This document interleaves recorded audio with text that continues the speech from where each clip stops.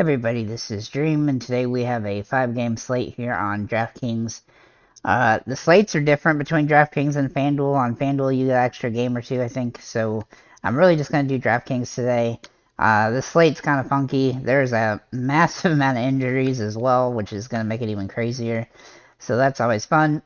For a small slate, for having several teams that could have half their starting lineups out, is pretty monumental. It's going to be really difficult to find good information early on until we find out who's going to be out. There are just a ton of questionable players. So let's go ahead and get an injury report. Please smash that like and subscribe button. It really does help the channel. So for the injuries for the Wizards, Kuzma, Morris, and Hakamura are all questionable. Those injury situations can really open up the forward position on that team, depending on who plays and who sits. So we've got to keep that in mind. For the Celtics, Tatum is out, which is going to open up a lot for the Celtics players. For the Cavs, Love is out, and then LeVert and Allen are both questionable.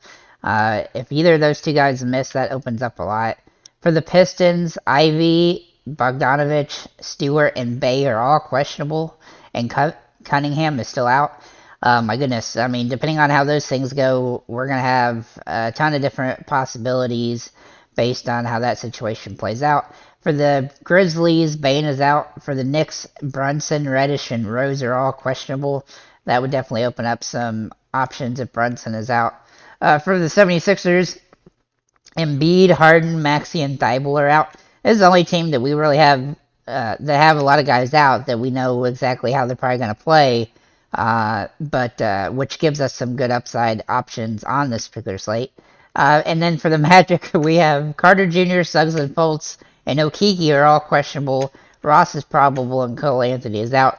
Just another team full of guys where we're going to have to wait until closer to lock in order to figure out how we might end up playing this game, because there's just a lot of different ways that can play out, and that can lead to a lot of different guys being able to get big minutes and really be boost to our lineup. So for right now, I have two core plays, which are Milton and Jaylen Brown for Boston, Milton for Philadelphia. So for Milton first, I'm going to mention that he should be starting here again, and he's been extremely good lately. His price has come up, though, quite a bit, but I do think he's a good value play, or a good play, not value so much, just because he's no longer really a value.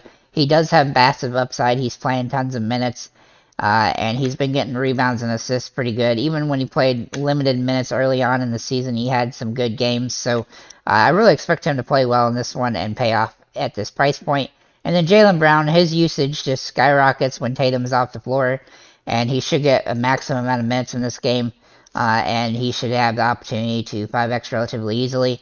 His price point is pretty good for what his potential is in this game, and it's, right at where it normally is most seasons. So without Tatum, he should have a really good game and really good opportunity here. So with that said, let's get into the players I do like. Again, I'm going to point out that this slate is kind of, there's so much up in the air at this point because we don't know about all these injuries. But Malcolm Brogdon's the guy I'm taking a look at here. Really, all the Boston guards have some upside today due to the fact that that Tatum is out, so they're all going to get a little bit more run likely. Brogdon, though, is probably going to be the first guy off the bench, and he's been pretty solid this season. He's had a couple off games, but he got hurt also as well, and his minutes are kind of capped. But he should get slightly more minutes with Tatum out, so I do expect him to play a little bit more and be able to 5x here. Then we'll look at Jalen Brunson for the Knicks. Now, he really does project well for this game, and he's been playing extremely well lately, and he's one of the few guys on the Knicks that doesn't really get hurt by minutes being all over the place. But unfortunately, he is questionable, so you have to take that into consideration. But he should, if he does play, he should be a good option on the slate.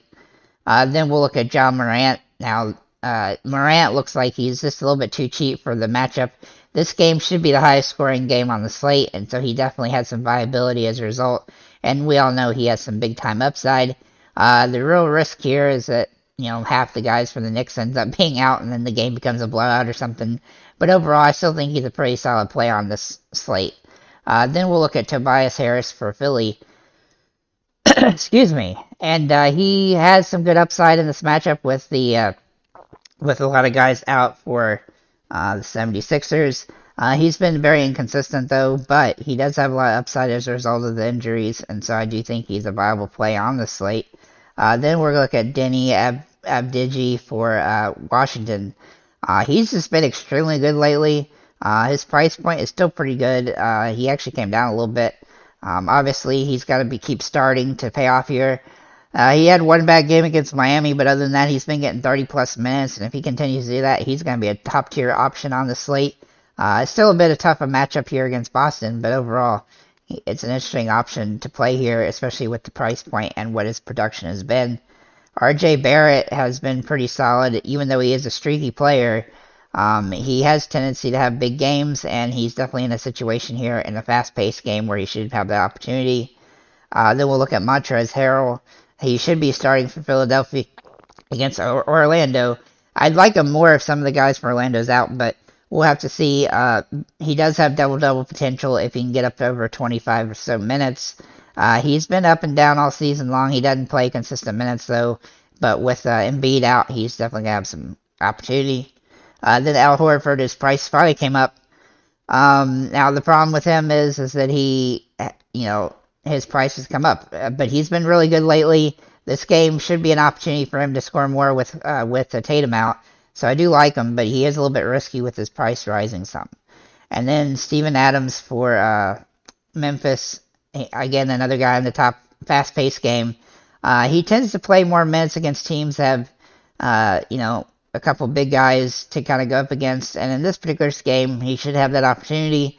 But his minutes are a little bit inconsistent, and they're not as big, tall as they used to be. He used to get 30, 35 minutes. Now he's getting in the mid-20s a lot of games, and then occasionally a 30-minute game. But he has double-double opportunity in this one. The Knicks are going to, both teams are going to shoot up some threes, so he'll have opportunity for rebounds and stuff like that. I kind of expect this game to be the type of game where he has more opportunity for rebounds and putbacks and things. So, with that said, guys, obviously there's just a ton to look at as we get closer to slate with all the injuries. They're gonna open up a lot of opportunities for different plays and stuff like that. So this slate is kind of it's going to be a little bit more difficult probably than some slates, but I do think it's a good slate once we get that information. It seems like the players are pretty priced fairly, and I think there's some good value and good top-tier plays as well. So thank you all for liking, commenting, subscribing. If you have any comments or questions, feel free to leave them below, and have a nice day, guys.